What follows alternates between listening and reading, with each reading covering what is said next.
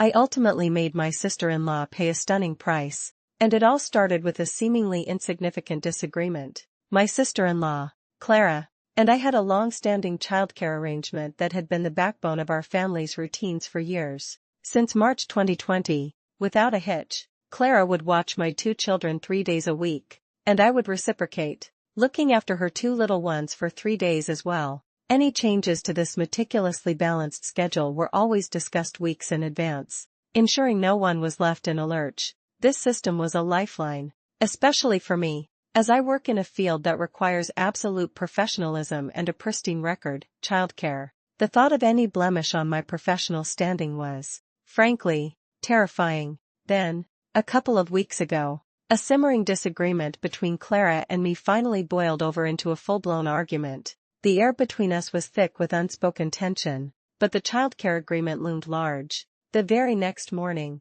despite the lingering animosity, I went through the motions. I drove my children to Clara's house, a familiar routine ingrained over years, our standard drop-off procedure, especially when one of us was rushing as I was, involved a quick pull-up to the curb, letting the kids out, and driving off once we saw the door open and knew they were safely inside. That morning was no different. I stayed in my car, watched the door open, saw my children enter, and then I was off, heading to work, a 40-minute drive away. The drive was uneventful, but as soon as I pulled into the parking lot at work, my phone, which I always keep on silent while driving, exploded with notifications.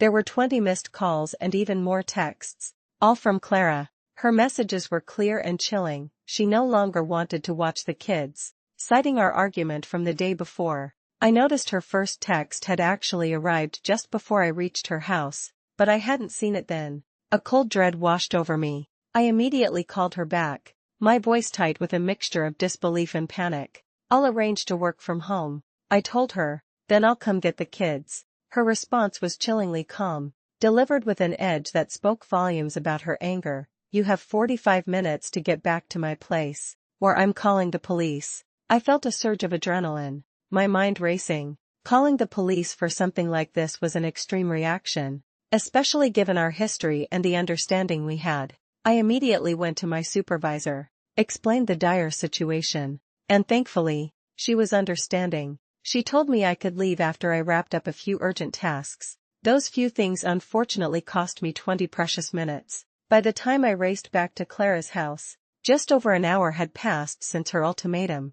As I pulled up, she stood there, her face a mask of triumph. "I already called the police when the 45 minutes ran out," she declared, her words hitting me like a physical blow. This reveals Clara's greatest fatal flaw, her alarming lack of impulse control and her inability to foresee the very reasonable and obvious consequences of her actions. She had escalated this situation to a place it never should have gone, calling the police and risking my career. I then had to endure the humiliating experience of explaining myself to a police officer, clarifying that I had not abandoned my children, but rather, there had been a severe communication breakdown. The officer, thankfully, seemed to grasp the nuance, but the damage was done. Later, Clara and I had another shouting match, the accusations flying back and forth, cementing the chasm that had opened between us. In the aftermath, I immediately arranged alternative childcare for my children. The old agreement was shattered, irrevocably so.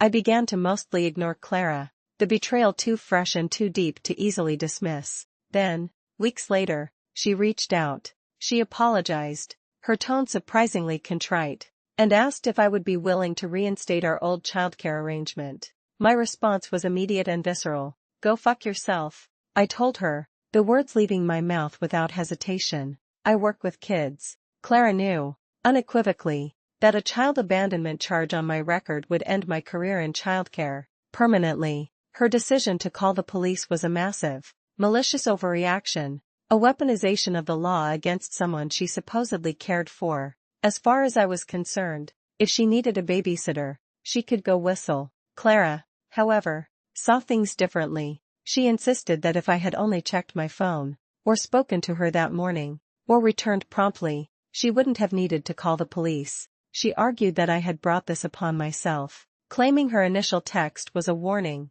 and that in my position, she would have checked her phone or spoken to me directly. especially after our argument. Basically, she DARVO'd. One insightful online comment pointed out, referring to the tactic of deny, accuse, reverse victim and offender. If she thinks I'm babysitting for her, she's fucking delusional. I retorted, the anger still simmering beneath the surface. She's on her own.